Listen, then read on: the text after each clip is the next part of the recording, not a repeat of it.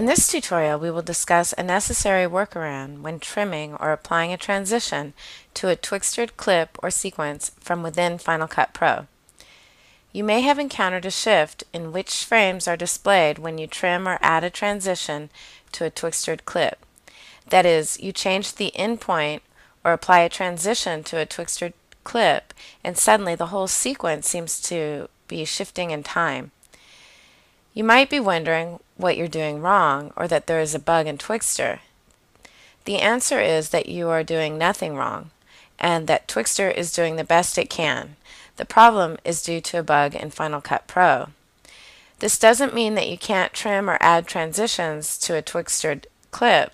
It just means that you have to follow the following steps to work around this bug in Final Cut Pro. First, I will demonstrate the problem, and then I will show you the workaround. Let's take a look at this footage. I have just used footage made up of numbers 0 to 150 to demonstrate so you can really see what's going on. Here's our original footage. Let's make an interim sequence, as you would if you were slowing this shot down. I copy and paste the sequence a few times on the timeline.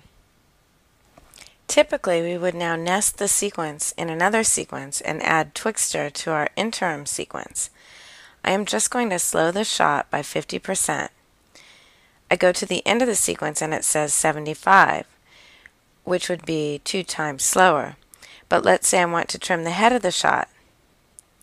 Let's see what happens. Watch the 75. If I trim the head, that number shouldn't change, but it does. This is a bug in Final Cut Pro. Don't despair though. I will now show you a workaround.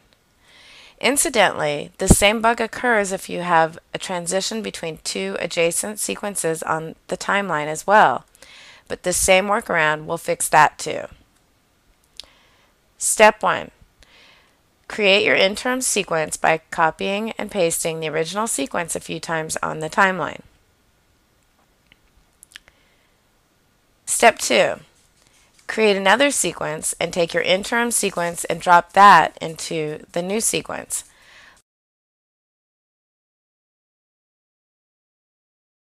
Let's call this new sequence Twixtor sequence.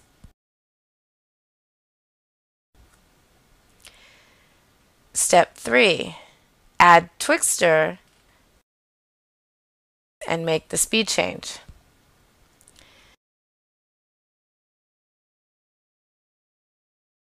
Step 4. Go to the sequence which contains the edit that you want to cut this Twixtor sequence into and drop the Twixtor sequence onto this timeline. Now you see, if we want to trim this, we don't get strange source frame changes when trimming. Also, if there's a transition applied, we don't have any problems. Just to recap, the rule of thumb here is never apply a transition or trim the clip that has Twixtor directly applied to it. Always nest it one more time before adding it to your edit. This is just a workaround for a Final Cut Pro bug.